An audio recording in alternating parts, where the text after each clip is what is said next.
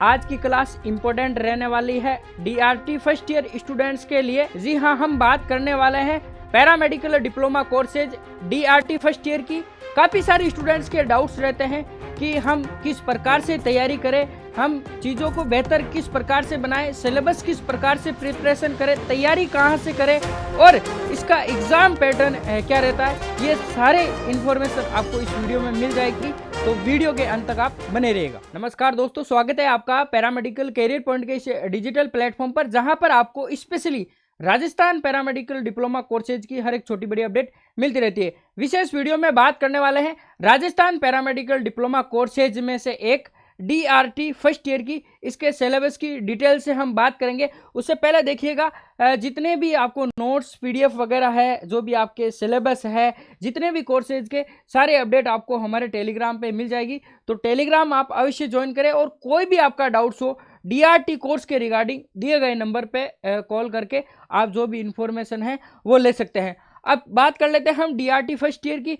तो यहाँ पे हम सबसे पहले बात करेंगे इसके सिलेबस की, फिर बात आ जाती है कि इसके नोट्स किस प्रकार से बनाएं, नोट्स कहाँ पे मिलेंगे, फिर बात आ जाती है कि डायग्राम प्रैक्टिस हमें किस प्रकार से करनी है, जो हमारा एग्जाम होता है उसमें आंसर रिटर्न की प्रैक्टिस हमें किस प्रकार से करनी है, और पीवाईक्यू वो हमें कहाँ से मिलेंगे, उनका सॉल्यूशन हमें किस प्रकार से करना है। तो देखिए, जो भी Rajasthan state allied and health care council द्वारा जो आपका सिलेबस जारी हो रखा है, सबसे पहले हम बात कर लेते हैं यहाँ पे एग्जाम पैटर्न की। देखिए, फर्स्ट ईयर का अगर मैं एग्जाम पैटर्न की बात करूँ, आपको ऑफिशियल वेबसाइट पे भी ये सिलेबस देखने को मिल जाएगा, और टेलीग्राम आप ज्वाइन कर ले तो वहाँ पे सारी पीडीएफ आपको देखने को मिल जाएगी। तो आपके यहाँ पे फर्स्ट ईयर के अंदर 4 पेपर होते हैं, 4 थ्योरी के पेपर होते हैं। एना फिजियो का फर्स्ट पेपर है, देखिए radiological anatomy, physiology and pathology. इसके बाद में है आपका सेकंड पेपर फिजिक्स का, यानी रेडिएशन फिजिक्स। इसके बाद में थर्ड आपका जो पेपर लगता है वो रेडियोग्राफी फर्स्ट जनरल का, और फोर्थ नंबर का आपका जो थ्योरी का पेपर है डार्क रूम प्रोसीजर। तो इस प्रकार से आपके फर्स्ट ईयर में 4 थ्योरी के एग्जाम होते हैं, और सभी का जो एग्जाम पैटर्न की मैं अगर बात करूं तो जो मैक्सिमम मार्क्स है वो 100 नंबर के हैं, यानी जितने भी पेपर लगेंगे वो आपके 100 नंबर के आपके रहने वाले हैं। उसके बाद में आपका प्रैक्टिकल आ जाता है, ये आपका प्रैक्टिकल लगेगा, ये 100 नंबर का, और आपके जो 100 नंबर है वो आपकी जो कॉलेज है वहाँ से आपके काउंसिल में भेजे जाते हैं। तो इस प्रकार से आपका ये एग्जाम पैटर्न रहता है। मैं यहाँ पे राजस्थान की बात कर रहा हूँ, तो कुल मिला के टोटल 600 में से आपको नंबर गेन करने होते हैं। जितने आप प्राप्त करते हैं उसी के अकॉर्डिंग आपके परसेंटेज बनाए जाते हैं। तो अब बात कर लेते हैं इसके सबसे पहले सिलेबस की। तो देखिए, कंप्लीट सिलेबस दे रखा है। ये आपका फर्स्ट पेपर है, यहाँ पे देखिए कोड आरटी, यानी फर्स्ट नंबर का पेपर है आपके। इसके अंदर आरटी के अंदर radiological anatomy, physiology and pathology, ये यहाँ पे आपको कंटेंट दे रखा है। इसके अंदर देखिए, जितने भी हमारे एनाटॉमी के अंदर जो सिस्टम है वो सारे सिस्टम आपको देखने को मिल जाएंगे। ये मैं एक एक यहाँ पे डिस्कशन नहीं करने वाला, ये आप एक बार देख लीजिए, आपका ऑफिशियल सिलेबस दे रखा है। इसके बाद में आपका सेकंड नंबर का सब्जेक्ट आ जाता है फिजिक्स का, तो ये यहाँ पे इसका सारांश दे रखा है। फिर आप फिजिक्स के अंदर पढ़ेंगे मैग्नेटिज्म हो गया, करंट इलेक्ट्रोमैग्नेटिक या डायरेक्ट एसी-डीसी, इसके अलावा कैथोड एनोड, ये सारा आपको फिजिक्स में देखने को मिल जाएगा। उसके बाद में बात आ जाती है आपके थर्ड नंबर का सब्जेक्ट है जो आपका रेडियोग्राफी है, इंपॉर्टेंट सब्जेक्ट है। इसके अंदर जितनी भी पोजीशन होती है, आप जो भी आपके स्कल है, अपर लिम्स हो गया, आपके चेस्ट हो गया, इनके बारे में आपको इसके अंदर पढ़ना होता है। जो भी आप एक्सरे करते हैं उसकी पोजीशन के रिगार्डिंग सारा इन्वेस्टिगेशन वो आपको इसमें देखने को मिल जाएगा। आगे बात कर लेते हैं डार्क रूम प्रोसीजर।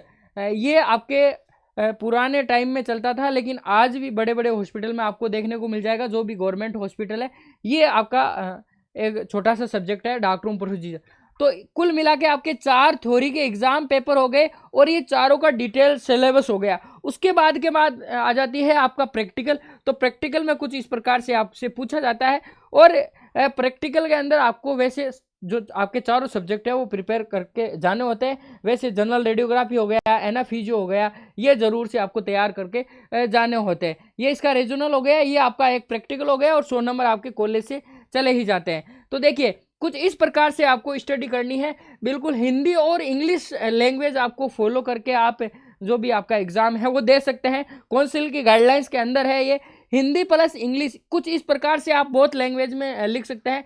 जैसे यहाँ पे आपका टॉपिक दे रखा है लीवर। लीवर के अंदर देखिए, लीवर की अगर मैं बात करूँ तो सबसे पहले इसका इंट्रोडक्शन दे रखा है, फिर लीवर किन किन ऑर्गन से मिलकर बना होता है। देखिए लीवर किसके साथ होता है attach with organ associated with liver, liver के साथ और कौन से ऑर्गन होते हैं, ये सारा जो है आपके दे रखा है। कुछ इस प्रकार से नोट्स आपको बनाने होते हैं, जिससे और इस प्रकार से आप लिख के आते हैं जो आपका एग्जाम होता है, तो बिल्कुल आप अच्छे नंबर गेन कर सकते हैं। इसके बाद में देखिए ये और आगे आपके लोब्स हो गए लीवर के, लोब्स ऑफ लीवर, इसके बाद में लेफ्ट लोब हो गया, राइट लोब हो गया, ये सारी चीज़ें इसमें देखिए नोट लगा के भी आपको दे रखा है जो मेन चीज़ है।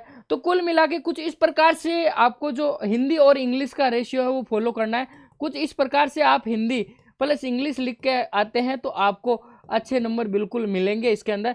ये मैंने एक आपको छोटा सा टॉपिक बताया है। अब उसके बाद में बात आ जाती है, ये फिजिक्स का आपके टॉपिक हो गया। जैसे देखिए ट्रांसफॉर्मर, जो फिजिक्स में आप ट्रांसफॉर्मर के बारे में पढ़ते हैं उसके कुछ इस प्रकार से नोट्स हो गए। देखिए ये बिल्कुल आपको क्लास के अंदर इस प्रकार से पढ़ाया जा रहा है और इसी प्रकार से आपको नोट्स की पीडीएफ दी जा रही है। अब देखिए ये जो आपका सिलेबस है, सिलेबस के बाद आ जाती है एना फिजियो के अंदर आपके डायग्राम भी आपको देखने को मिल जाएंगे।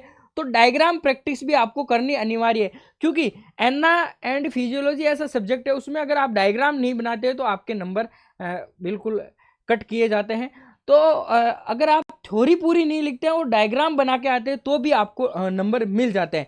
इसलिए ये देखिए कुछ इस प्रकार से आप डायग्राम की प्रैक्टिस कर सकते हैं। ये भी आपको चीज़ें जो है देखने को मिल जाएगी सिलेबस के अंदर।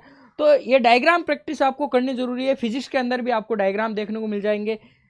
तो ये डायग्राम प्रैक्टिस अभी मिलेगी कहाँ, इसकी हम आगे बात करने वाले हैं। इसके बाद में बात आ जाती है आंसर रिटन प्रैक्टिस। देखिए आपने पूरा कंप्लीट सिलेबस कर लिया, सिलेबस के बाद में आपकी डायग्राम प्रैक्टिस भी हो गई।